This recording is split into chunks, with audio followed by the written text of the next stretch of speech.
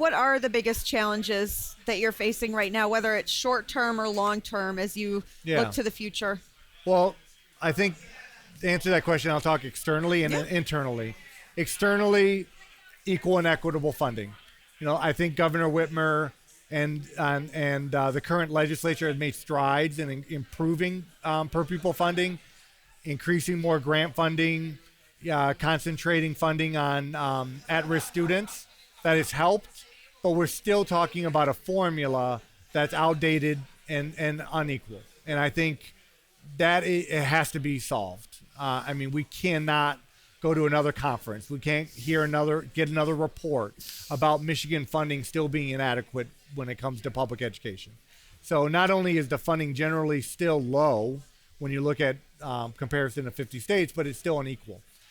So the formula has to change by not relying on local funding to initiate the funding process, and then getting to equitable, where we're funding students in need at higher levels so that they have more resources. If we don't fix that problem, then DPSCD will always be challenged with facilities, not having enough money to deal with special education, not enough funding to deal with transportation costs, and really not enough funding to create equal opportunities when you look at poverty and the history of race. Internally, chronic absenteeism, we've improved, but our data is clear. If a student misses 9 or fewer days, they're 3 to 5 times more likely to be at and above grade level, state assessments, and college ready on PSAT, SAT. And so, and then beyond that, I would say the other challenge is just continuing to improve climate and culture. We have schools that are fantastic. You can feel the energy. We do something with students called Love, Challenge, and Prepared. And we have students take a survey where they answer questions about whether they feel loved, challenged, and prepared. And we have schools that are above the national average. And then we have other schools that are significantly below the national average.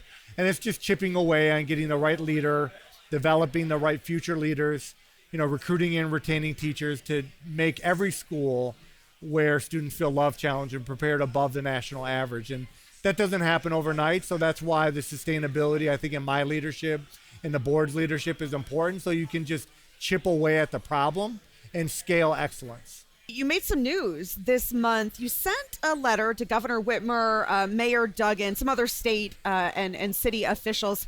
It addressed your concerns about marijuana use, particularly edibles and vape pens among students. What's going on? Like, why did this become such a big deal that you needed to send this message? Well, it just didn't feel like a lot of people were even aware of the problem. So, one reason for the letter was to create more awareness from a policy level, state and city, locally, but also use the media to talk directly to families so that they could be more aware of this problem that's happening. Obviously, we inform parents when we have an incident like a edible or a vape pen, more edibles.